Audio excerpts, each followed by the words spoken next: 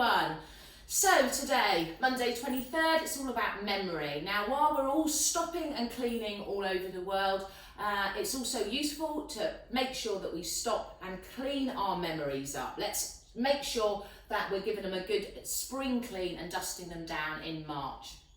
Okay, so how do we do that? Well, there's lots of ways that you can train and exercise your brain to do so, and I'm going to show you a few tips today. The first one I'm going to show you is a memory game. It's called Kim's Game, and basically you have, or somebody puts for you, a random selection of items on a tray. So I've got a spoon here, a very small pin, keys, pen, party blower.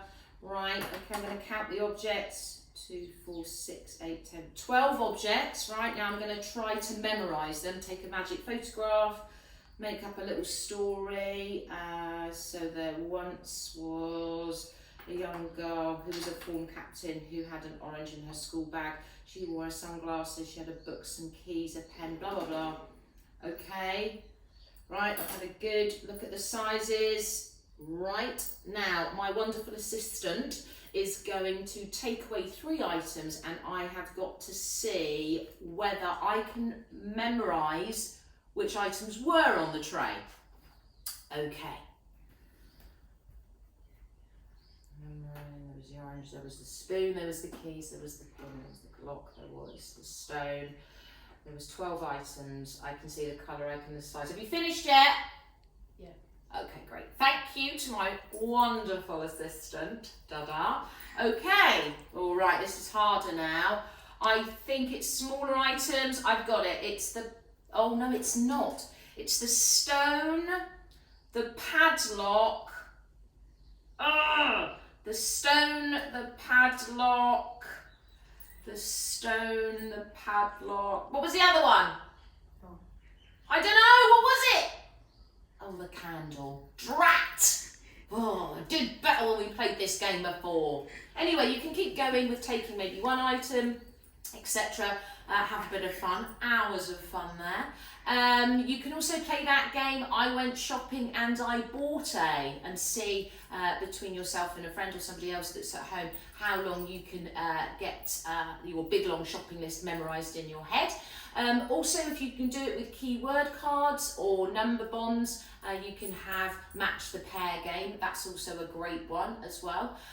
For the older ones, you might want to do a mind map. I'll come up a little bit closer. So I've basically brainstormed all of the things that I know about time here. So I've got the months of the year going round the clock. Year 1, when's your birthday? Come on, guys.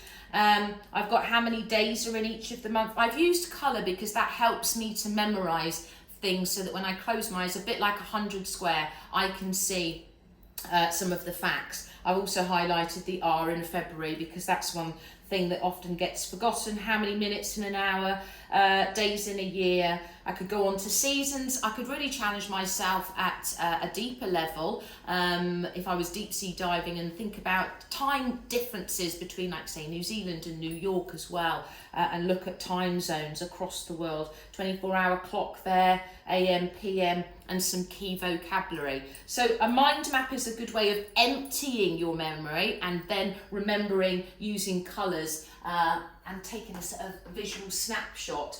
You can also help just to start off by talking about, some of you, about a photograph. This is a photograph of my brother's wedding, and I know that it brings back great memories when I'm talking about it, and I can remember what we ate, what the music was played, who did the speeches, what we wore, and yeah, it's always great to have really cool discussions and just to be able to talk really and chat about memories.